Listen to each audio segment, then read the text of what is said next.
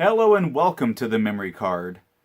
Now, so far in 2018, and also a bit in 2017, there have been quite a few ports to the Nintendo Switch, and for some reason some people find that to be an absolute horrible crime against nature, but ports don't mean that new games don't come to a system. New games are just additions to a library, so they're good. But anyway, I've found three particularly great ports that have come to the Nintendo Switch, at least physically this year. One of them did technically come earlier, but whatever. So anyway, I'll just cut to it. Here's some amazing ports that have come to the Nintendo Switch this year. So, Donkey Kong Country Tropical Freeze started out life on the Wii U, and it was a great game on the Wii U, looks fantastic, but I found this game way too difficult to the point where this game was mostly an exercise in frustration for me rather than actually all that fun. And I picked up the Nintendo Selects version and it was fairly cheap, so that also helped. But thankfully the Switch version not only brings in a better resolution performance and all that, but also there's the added Funky Kong mode. Now, in Funky mode you can play as Funky Kong or Donkey Kong, and when you play as DK in that mode, it's kind of like a medium difficulty. The game is more forgiving and you get more health, but you don't get all the added benefits that you do when you play as Funky Kong, and I love Funky Kong. I love the hover ability, the double jump, the infinite air underwater, and all the rolls, and all of his other abilities. And also, Funky Kong is just great in general. I love his goofy design and mannerisms. He's just a blast. I love playing as Funky Kong. Whenever I'm playing that mode, it's basically just like it's a Funky Kong game, and that's enough for me. And also, playing as Funky Kong let me enjoy the level design more because I wasn't just losing my mind over the difficulty and seeing those lives tick away. I could look at the fantastic design, wonderful colors, and the way levels would change over time. Like, there's one particular world where it's set in kind of an African savanna, and the way that the levels would change within the world over time, it started off just like the typical nice savannah, and then over time things would get crazier. There'd be more storms, and then everything would be on fire. And the different things that are done with the minecart levels, which are a staple of the Donkey Kong Country game since the Super Nintendo, and the different twists that are added to that are just fantastic. And as I've made fairly clear earlier, I'm not that good at Donkey Kong Country games, so I'm very glad that the funky mode exists for people like me, because now I can really enjoy the game without just getting angry. But I do wish the price was lower, because you can get this very cheap on the Wii U. But for me, for the fact that I can play in Funky Mode and actually really enjoy the game now, and also play it on the go, makes it worth it for me. But I can definitely understand people not being very happy about the price of the game, considering it is a fairly old game at this point. Next up on the short list of fantastic ports that have come to the Switch is another game that started life on the Wii U. First, it was just Hyrule Warriors on the Wii U. Then, it was Hyrule Warriors Legends on the 3DS. And now, got it as the definitive edition on the Nintendo Switch. I played these games to death on the Wii U and the 3DS, and I played the DLC for them. But the definitive edition, it definitely lives up to the name. This is by far the best version of Hyrule Warriors so far. Hyrule Warriors on the Wii U was the first Dynasty Warriors kind of game that I ever really played very much of, and I was hooked immediately. And I played that game before I was as much of a Zelda fan as I am now.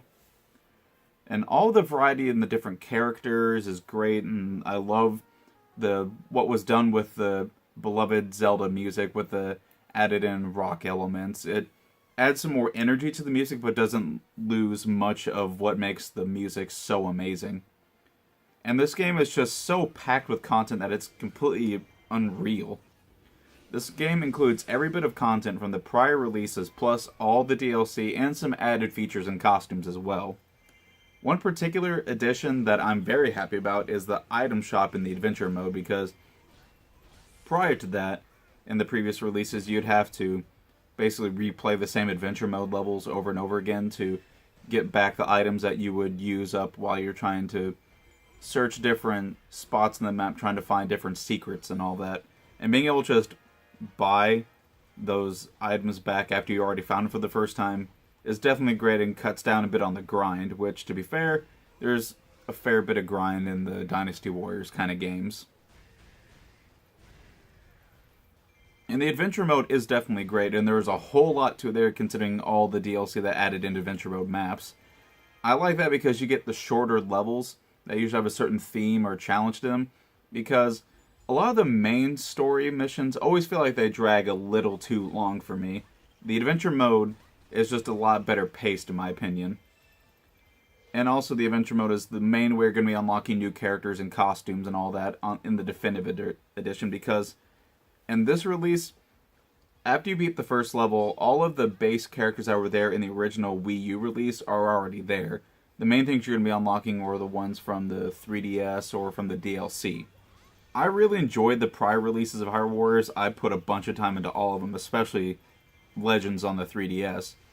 But being able to play a version that performs so much better than the 3DS version, and actually having better visuals than the Wii U version and a lot more content in a portable format is crazy to me.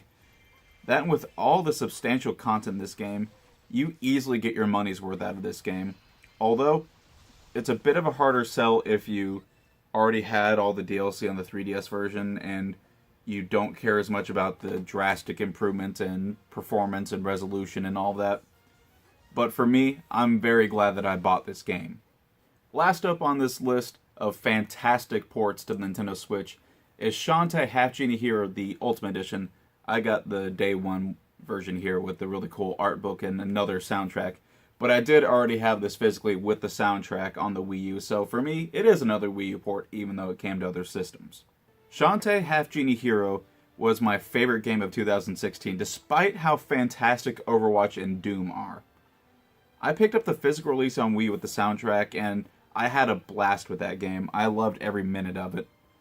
Then, when this game was released digitally on the Switch, I picked it up again so I could have it on the go. But I didn't get all the DLC for it because I knew the physical edition was coming.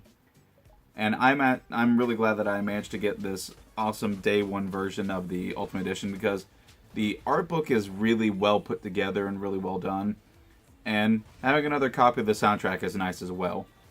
And also the Ultimate Edition includes all the DLC as you'd expect, but also includes some modes that I think were originally exclusive to Kickstarter backers. I'm not entirely sure because I picked up this game after the Kickstarter was already finished and it was already out on store shelves. The main story mode is still one of my favorite 2D platformers ever, with all the Metroidvania elements, new powers and dances, the fantastic music, the wonderful art style, and really likable characters. That just makes this game so much fun and such a joy to play. And with this Ultimate Edition, you get a bunch of new modes and little campaigns like Friends to the End, which is a DLC mode where you play Shantae's friends Bolo, Roddy Tops, and Sky. And the way it plays kind of reminds me of the Trine games, because you frequently switch between these three characters to deal with the enemies and environmental puzzles. That mode's pretty fun, and also there's the Pirate Queen's Quest, where you play as the villain Risky Boots. And like Friends to the End, you're essentially playing through the same levels from the main story, but the way that Risky plays adds a good amount of variety to the gameplay and how you approach levels. But I could definitely see the criticism that you are essentially playing through the same levels. There's also some other smaller modes, like the beach mode, where you're playing as Shantae in a bikini who's just constantly trying to search the levels for sunscreen to keep going through, which, I mean, it's fun. The different additions to Shantae's moveset are fun and different, add variety and all that, but constantly looking for the sunscreen's fairly annoying at times. There's also another mode called, it's the Ninja mode, which feels very distinct from the main campaign. Not because, again, the level design, but because of the changes to Shantae's moveset and the focus on wall jumps and the vast increase in Shantae's movement speed really does affect how the game feels. But Officer mode to me is great and feels like the most distinct departure as far as the gameplay goes, because it's basically a fusion of Mighty Switch Force from the 3DS and Shantae Half Genie Hero. And the Mighty Switch Force games are really fun, so having more of that's really cool. And as you know, I adore this game.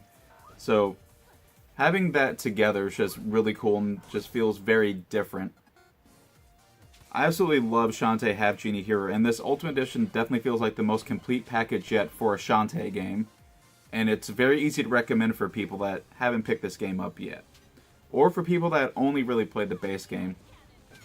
But for everyone else, that depends on, well, how much you value those extra modes, because for some people, that might just add a lot more to the game, and that's worth it for them to buy, but others might not see it that same way.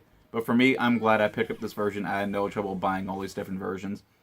And one last thing. Why isn't Shantae in Smash yet? Shantae better be in the new Smash game, or I'll be very mildly upset. But regardless, thanks for watching, and I'll see you next time on the memory card.